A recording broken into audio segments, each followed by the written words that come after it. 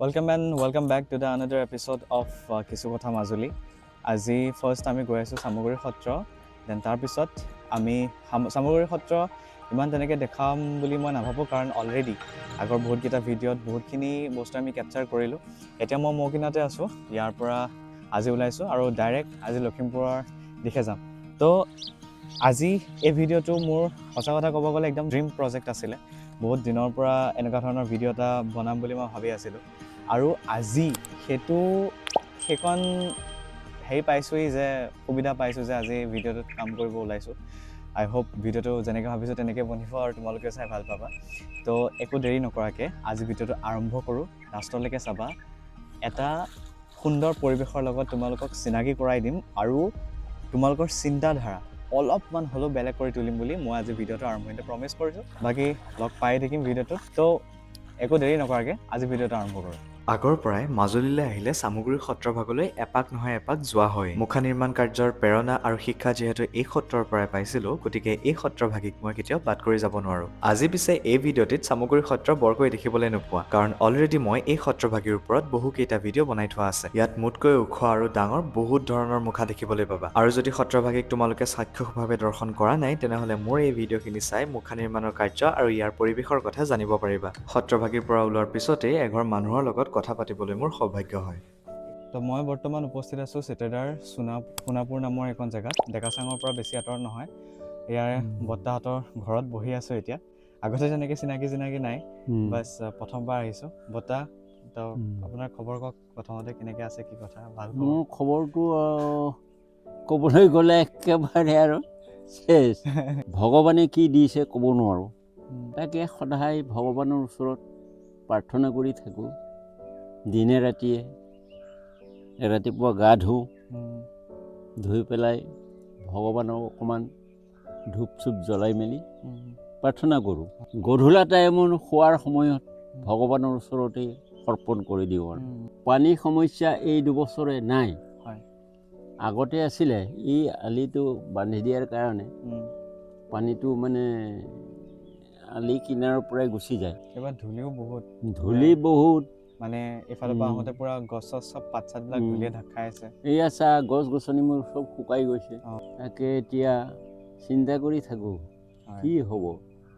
বাৰু মানুহৰ জীৱনটো জীৱনেই, গছ গছনিৰ আৰু চৰাই চিৰিকটিৰ হেৰিবোৰ কি হ'ব এতিয়া, আত্মাবোৰ। সেইকাৰণে চিন্তা কৰি থাকোঁ। বয়স কিমানমান হ'ল আপোনাৰ? বয়সটো হ'ল মোৰ 95। হ'লেও য়াং হৈ আছে অলপ, আমাৰ ককাহঁতৰ তুলনাত। মানে ককাহঁতৰ আগতে যিটো বয়সত মানে বহুত বেছিয়ে মানে হেৰি হয়। ঠিকে আছে আপুনি। ইয়াৰ মাজুলী মানে মই এতিয়ালৈকে বহুতবাৰ আহিছোঁ। ইয়াৰ আগবাৰো মই এনেকৈ বহুতখিনি জেগা যাওঁ, মই সত্ৰৰ বহুতখিনি ভিডিঅ' বনাইছোঁ অলৰেডি। তো এতিয়া মই ইয়াৰ লোকসকলৰ লগত, বিভিন্ন লোকৰ লগত কথা পাতিছোঁ। সকলোৰে লগত কথা পাতি বা আপোনালোকে যোনটো আদৰি ল'ব পৰা যোনটো গুণ, বা ধৰি লওক এতিয়া মই আহিলোঁ, মই অহাৰ পিছত আপোনালোকে একো নাই কথা পাতিব পাৰিবা, সেইটো সকলোৱে নকয় মানে। সকলোৱে মানে কথা পাতিব লাগিব। মানে মানুহৰ লগত চিনাকি হ'ব লাগিব। সেইটোৱে। কিন্তু ককা, মাজুলীখন এনেকুৱা এখন জেগা চবকে আদৰি ল'ব জানে মানুহে। যে কোনোবা আহিছে, এই যোনটো মানে অতিথি আপ্যায়নৰ যোনটো কয় ন, শুশ্ৰূষা, সেই গুণটো আছে মানে। সেইটো কাৰণে মাজুলীখন, মই যেতিয়াই মোৰ পৰীক্ষা খতম হয়, মোৰ কাম খতম হয়, তেতিয়া মাজুলীলৈ এপাক আহোঁ অকল এই পৰিৱেশটোৰ কাৰণে। সত্ৰ ফুৰিছোঁ, মুখাও শিকি গৈছোঁ চামগুৰি সত্ৰত, ডেকাচাঙো আহিছোঁ। কিন্তু ইয়াৰ লোকসকলৰ লগত কথা পাতি যোনটো ভাল লাগে, সেইটো বেলেগ এটাই কথা, আৰু সেইটো বেলেগ এটাই দিশ। মই এতিয়া তোৰ লগত কথা পাতি খুব ভাল পাইছোঁ নহয়। মোৰ নিজৰ ল'ৰা বুলিহে ভাবোঁ। হয়তো আকৌ মই তুমি অহাৰ পৰা খুব ভাল পাইছোঁ আৰু ধন্যবাদ দিছোঁ। আগলৈ তোমাৰ শিক্ষা বাঢ়ি যাওক। যেনেকৈ সূৰ্য চন্দ্ৰ প্ৰকাশ হৈ আছে, তেনেধৰণেই চবেই জানিব লাগিব।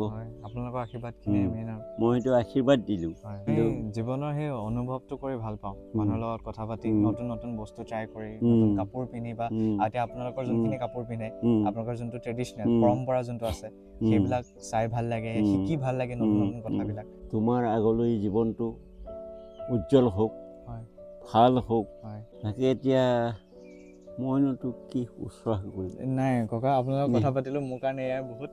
আৰু ককাৰ লগত মই প্ৰথম টাইম লগ পাইছোঁ উম। ককাৰ লগত বহুতখিনি কথা পাতিলোঁ উম, প্ৰথমতে মই বৰ্তা বুলিয়ে মাতিছিলোঁ সম্বোধন কৰিছিলোঁ উম, কিন্তু ককাৰ বয়সটো উম। দেখি মানে নালাগে যে ইমান ডাঙৰ উম। বুলি ককাৰ উম। বৰ্তমান 95 হ'ল উম। তো তেনেকৈ এতিয়া আমি আৰু অলপ আগবাঢ়িম ককাৰ লগত কথা পাতি বহুত ভাল লাগিল আগবাঢ়ক হয় আমি জীয়াই থকালৈকে আশীৰ্বাদ দিয়ে থাকিম ককা ময়ো গৈ থাকোঁ অ'। মই আকৌ লখিমপুৰ পাবগৈ লাগিব উম, নাও লৈ উম, পিনি উম। ককাৰ লগত কথা পতাৰ পিছত মই আৰু এঘৰ মানুহলৈ গৈছিলোঁ আৰু তেওঁলোকৰ লগত কথা পাতি প্ৰকৃত সুখ আৰু আনন্দ কি আৰু মিলা প্ৰীতি কাক কয় তাৰ সংজ্ঞা বিচাৰি পাইছিলোঁ অঁ এয়া বহাগ বিহু পালেহি আমি গামোচা লগাইছোঁ আমাৰ দাদাহঁত আহিব দিব লাগিব বিহু খাবলৈ ইয়াৰ পৰা কেইখনমান গামোচা ওলাব এয়া 20খন লগাইছোঁ 20খন লগাইছে অঁ 20জনক সন্মান কৰিব লাগিব আমি অঁ হয় নহয় হয় বিহু বুলি আহিব হয় সেইটো কাৰণে এয়া কষ্ট কৰিছোঁ আৰু টকা পইচা পাওঁ বা নাপাওঁ আৰু এইখিনি মানে বিক্ৰী হ'ব ন অঁ বিক্ৰী হ'ব ফুল বাচিব অঁ ফুল বাচিব অঁ সেইটোৱে অঁ আৰু নিজৰ কাৰণেও লাগে অঁ অঁ অঁ বহাগ বিহুত আৰু গামোচাহে গামোচা কৰ ডেকা লোৱা গামোচা কিহৰ অভাৱ সেই তালৈ গ'লেই পাবি গামোচা অসমীয়াটো এইখনেই আৰু পৰিচয় বেয়া নাপাবা ভাইটি ধেমালি কৰিছোঁ মানে কি নাই পোৱা বিহু গাইছোঁ নহয়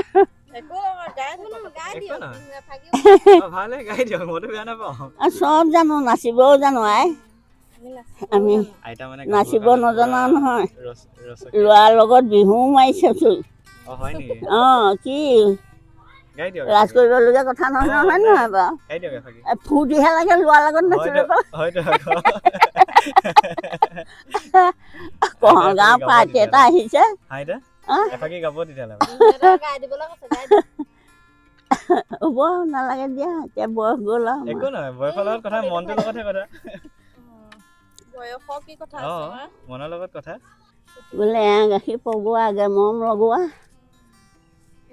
এতিয়া উলটিকে নাচায় আৰু হয় নহয় বাৰু খুলি দিব লাগিব নাই তেমা এইটো খুলি অঁ খুলি মই ৰাস্তাইদি গৈ আছিলোঁ তাৰপৰা এইফালৰ পৰা দেখিলোঁ প্ৰথম ভাল দেখিলোঁ কৰিলা গামোচাখন লগাই আছে তাৰপিছত দেখিলোঁ আহি দেখিলোঁ এয়া আইতা আমাৰ আপোনালোক বোৱাৰী ন মোৰ দুইজনী বোৱাৰী ইমান ভাল লাগিছে তিনিজনী একেলগে আছে যে চাৰিজনী পায় চাৰিটা অঁ হয় নি ল'ৰা চাৰিটা ছোৱালী এজনী মৰিবলৈ 4টা দিন আছোঁ আৰু চবতে দুখে সুখে খাই পোহঁতৰ লগত থাকিব লাগিব মনৰ আনন্দটোহে মেইন আইতা অঁ সেইটোৱে বহুত ইমান ধুনীয়াকৈ আছে আপোনালোকৰ লগতে লাগি ভাগি ৰাতিপুৱাই পৰা কালিও তেল অকণ নাখান্দিলোঁ আজিও তেল অকণ নাখান্দিলোঁ কাজিয়াও মাজে মাজে মোৰ চোৱা চুৰিবলৈও এৰিলোঁ ইয়াত বৰ তুলিব লাগিব বৰ তুলি ভাত খাই খোৱাই নাইচোন ফুল বাচিম বিহুলৈ উলিয়াব লাগিব কিমান দিনমান লাগে টোটেল এনেকৈ কৰি মেলি ওলাওঁতে জানে ল'ৰা ছোৱালী স্কুললৈ পঠিয়াব লাগে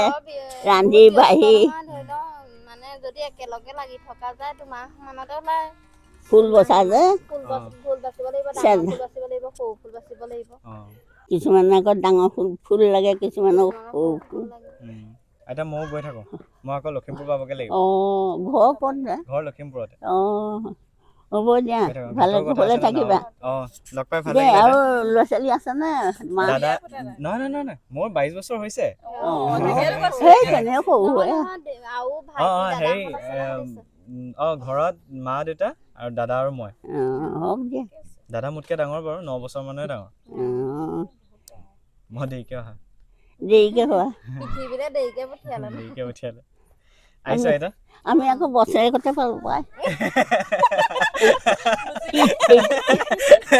ইটো ডাঙৰ হ'বলৈ নাপালে সিটো হ'লেই এলা যিখন জিলাই বুজি বাজি নাপাওঁ আইতা জমাই থাকে মানে আমাৰ সোনকাল ইটো হ'ব এবছৰ নাপালে ইটো হ'লে মানে এই মানুহটো অঁ 3 মাহতে হ'লেই 3 মাহতে খা ভাত ইটো আৰু দাঁত চালে থাক তাৰপিছত আৰু হয়তো ঘৰলৈছে গাখীৰে খোৱালোঁ তুলিলোঁ আকৌ লগ পাম আকৌ আহিম ভাল লাগিব কিন্তু কিছু কথা মাজুলীৰ আমাৰ ফাইনেল এপিছ'ডটো এডোখৰতে সমাপ্তি হৈছে বুলি কৈছোঁ নেক্সট পুনৰ লগ পাম কিছুমান নতুন ধাৰণা কিছুমান নতুন চিন্তাধাৰা লৈ পিনি কিছুমান নতুন টোন আৰু নতুন পৰিৱেশ লৈ পিনি আজিৰ ভিডিঅ'টো বাছ এডোখৰলৈকে আছিলে আই হোপ তোমালোকে ভাল পালা তোমালোকে ফিল কৰিব পাৰিলা বস্তুখিনি ইয়াত মোৰ ভাল লাগে কাৰণ ইয়াৰ চৰাই চিৰিকটিৰ মাত ইয়াৰ পৰিৱেশ আৰু ইয়াৰ যোনটো ফ্ৰেছ হাৱা সেইখিনি। তো এখনে হৈছে মৰমৰ মাজুলীখন। ইয়াৰ বিউটি দেখিলা তোমালোকে, ইয়াৰ সত্ৰসমূহ দেখা পালা, ইয়াৰ লোকসকলৰ লগত আমি কেনেদৰে কথা পাতিলোঁ সেইখিনি দেখা পালা। তো ইয়াতকৈ আৰু মই নাভাবোঁ যে বেষ্ট এক্সপিৰিয়েঞ্চ কিবা আছে মোৰ লাইফৰ। আগতেও বহুতবাৰ আহিছোঁ আৰু এতিয়ালৈকে মাজুলীখনেই মোৰ ভাগৰ বেষ্ট এক্সপিৰিয়েঞ্চ হৈ আহিছে আৰু হৈ থাকিব বুলি মই আশা ৰাখিছোঁ। বাকী আজিৰ ভিডিঅ'টো এইডোখৰলৈকে আছিলে। আই হোপ তোমালোকে চাই ভাল পালা। বাকী অন্য এটা ভিডিঅ'ৰ প্ৰতিশ্ৰুতিৰে আজিলৈ আহিছোঁ, তেতিয়ালৈকে মৰম দি যাবা। মাজুলী মোৰ জন্মৰ স্থান নাছিল সঁচা, কিন্তু মোৰ মনৰ সুখ, শান্তি আৰু এই আনন্দবোৰ ইয়াৰ প্ৰকৃতিৰ বুকু আৰু ইয়াৰ মানুহবোৰৰ মাজত বিচাৰি পাওঁ। নিচেই আপোন যেন লগা এই ঠাইভাগ মোৰ বাবে বহুত বিশেষ, কাৰণ মাজুলীৰ মাটিৰ পবিত্ৰতা আৰু মানুহৰ মৰম অতুলনীয়।